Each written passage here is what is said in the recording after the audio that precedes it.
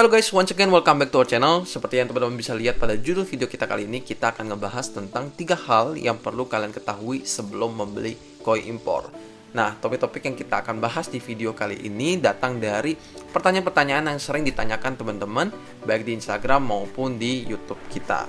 Tapi tentu saja kalau misalkan ada hal-hal lain yang pengen kalian ketahui terkait dengan koi impor yang mungkin nggak ke-cover ya di video kali ini, boleh banget untuk share pertanyaan kalian baik di Instagram ataupun di YouTube kita. So, daripada kita berlama-lama, langsung aja kita ke poin yang pertama.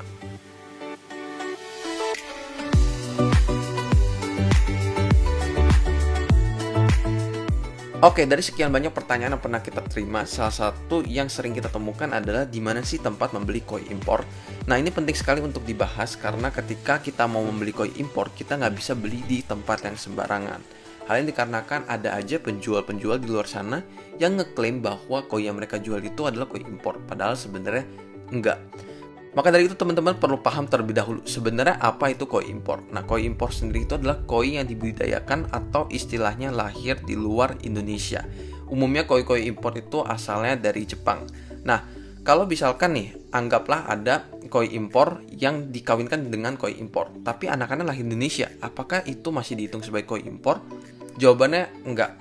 Sekalipun indukannya itu berasal dari Jepang, tapi kalau misalnya anakannya udah lahir di Indonesia, itu udah dianggap sebagai koi lokal. Nah, balik lagi ke pertanyaan awal, yaitu di mana sih tempat kita bisa membeli koi impor? Teman-teman bisa mencari dealer-dealer yang menjual koi-koi yang memang mereka impor dari Jepang.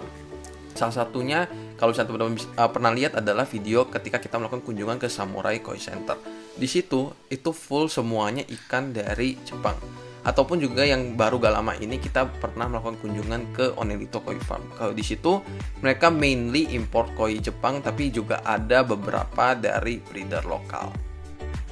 Tapi bro, gue masih ragu-ragu nih sama dealer yang satu ini. Oke, kalau misalnya teman-teman masih ragu-ragu, tips dari saya pertama, teman-teman mungkin bisa melakukan kunjungan langsung ke dealernya untuk melihat langsung gitu ya. Tapi kalau tidak memungkinkan, salah satu tips dari saya tuh teman-teman bisa coba masuk ke dalam komunitas-komunitas koi. Di situ umumnya kita bisa ketemu dealer-dealer yang terpercaya karena ada testimoni dari customer.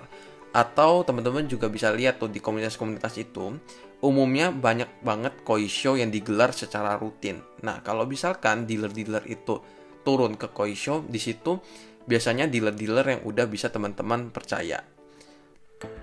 Terus kalau kita udah ketemu dealernya, gimana caranya kita untuk ngebedain antara koi impor dengan koi lokal? Nah, ini yang akan membawa kita ke poin yang kedua.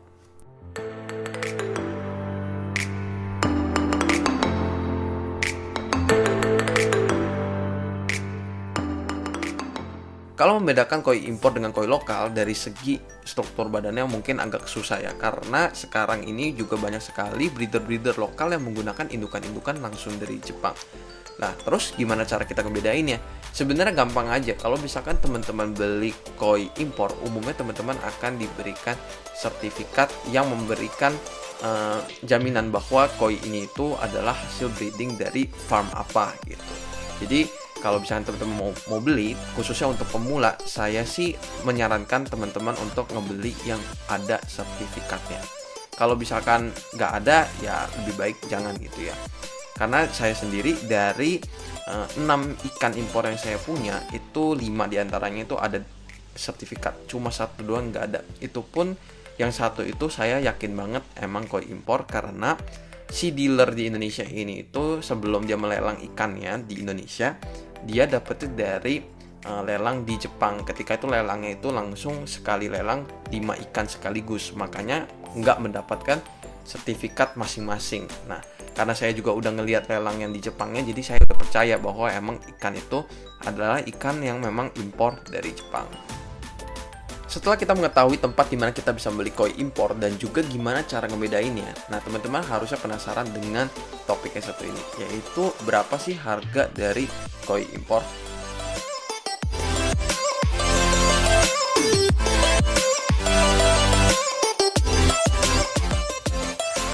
Koi sendiri harganya sangat bervariasi, mulai dari yang di bawah 1 jutaan ada hingga yang per ekornya miliaran rupiah. Iya, teman-teman nggak salah dengar, per ekornya bisa dinilai miliaran rupiah. Hal ini dikarenakan koi itu bukan cuma cantik, tapi bisa tumbuh hingga ukuran yang jumbo dan dipercaya dapat membawa keberuntungan.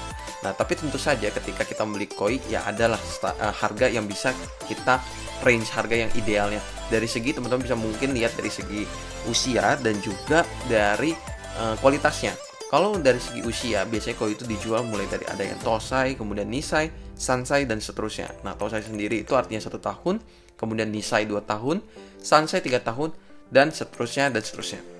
Kemudian di luar dari usia juga umumnya harga koi itu ditentukan oleh kualitasnya. Untuk standar kualitas koi sendiri bisa berbeda-beda di antara breeder maupun juga dengan dealernya. Tapi umumnya ada istilah seperti pound quality, kemudian high quality, very high quality, hingga show quality.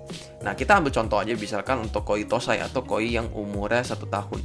Kalau untuk koi impor mungkin pound quality teman-teman bisa dapatkan di harga sekitar 1 jutaan. Kemudian untuk yang high quality itu bisa di 2 sampai 3 jutaan.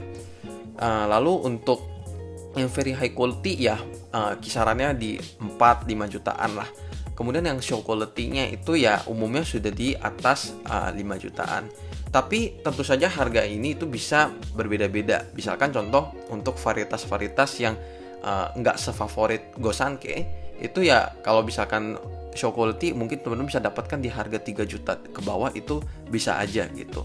Lalu misalkan kita ambil contoh untuk Nisai. Kalau untuk Nisai ya biasanya untuk pound quality mungkin teman-teman bisa dapatkan di 2-3 jutaan itu masih bisa dapat. Kemudian di high quality ya rata-rata udah di 5 jutaan. Kemudian very high quality biasanya udah di angka belasan juta, dan show quality-nya tentu saja udah puluhan juta atau bahkan ratusan juta. Lalu untuk Sansai, kalau untuk Sansai sendiri saya kurang tahu karena saya kurang observe, tapi karena Sansai itu di Jepang biasanya untuk melewati seleksi yang panjang banget untuk bisa di keep sampai umur 3 tahun, biasanya koi-koinya itu kualitasnya sangat bagus. Jadi harganya itu umumnya sudah puluhan juta, yang mendekati ratusan juta atau bahkan ratusan juta rupiah.